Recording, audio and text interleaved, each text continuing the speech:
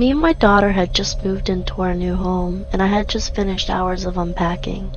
It was our first night there, and strange things had already started to happen to me that I really could not explain. I had just finished brushing my teeth before bed and had walked down the hall into my room. That's when I heard the sink start to run. It was weird because I was positive that I had turned it off.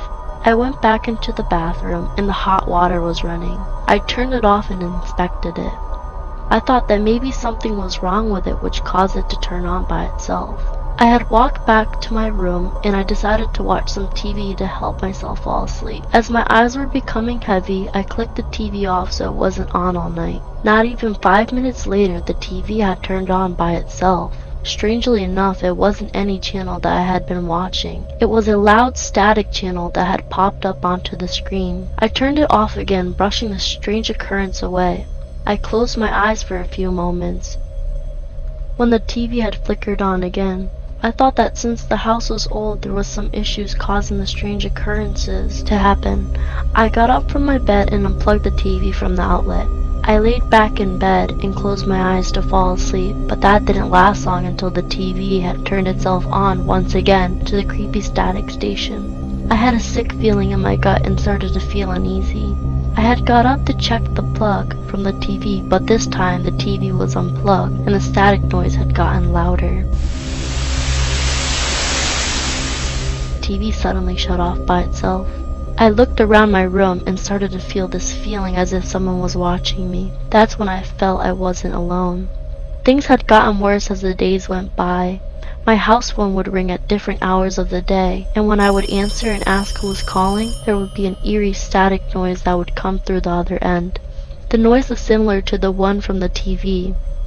I would think someone was prank calling me, but whenever I returned to the call log, there would be nothing. It was as if the call had never existed. I thought I was going crazy. I needed to tell someone about my experiences in order to see if I was really crazy. I invited my boyfriend over one night for some sort of closure. I had went to the kitchen to get us something to eat. He had been sitting in the living room waiting for me.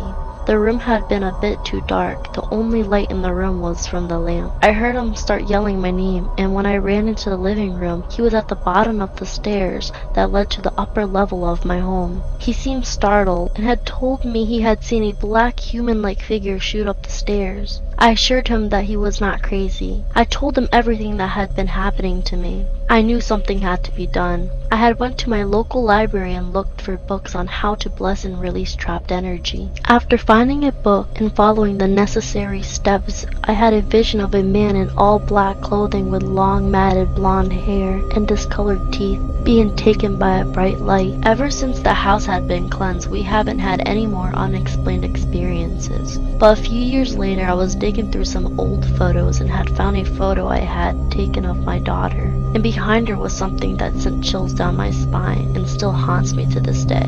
A figure of what looks like the man I had seen in my vision was standing behind her. He was wearing black clothing with some type of armor covering his upper body. What makes the photo more compelling is the figure seemed to be armless. My sister had taken the photo to a curator at a museum to find out that the armor looked to be medieval. Piecing all the facts together, I believe that this could have been a disturbed spirit who had haunted my home, and later found out that my home was built over an old churchyard. The burial grounds could have held the dead bodies from the 1200s who were the Benedictine monks and Vikings who settled on the land. In 2011, I had sent the photo to a British magazine named Fate and Fortune where they did a story titled The Oldest Ghost. I guess I cleared the spirit from the home because the next tenants didn't experience anything out of the ordinary.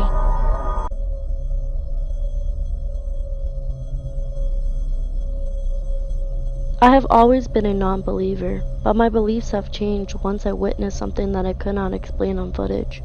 My wife and I live in Anchorage, Alaska, and her mother lives in Mexico. Her mother has a certain medical condition and refuses to leave her home. We have cameras set up in different locations of the home in order to keep an eye on her and the nurses that come to take care of her.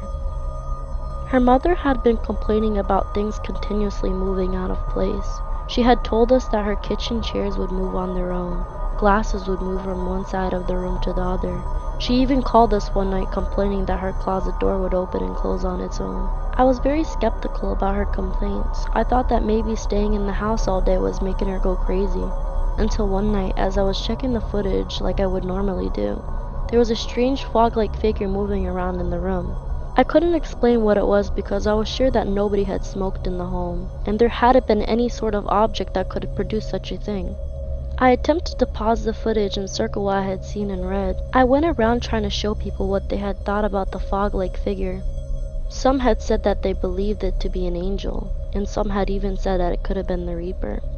I was very sketched out about the incident that I had done research and made my decision to have a priest cleanse the home. I didn't want to take any chances. I figured that maybe the fog-like figure could have been what was causing my wife's mother to go crazy. I reached out to a priest in Mexico and showed him the evidence I had collected. He had also suggested a house cleanse.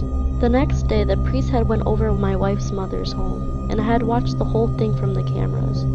He had went in every room and read from the Bible while splashing holy water all around the room. This took about an hour to do, and it felt like I was watching one of those paranormal shows that you see on TV. After witnessing these strange events, now I believe in the unknown.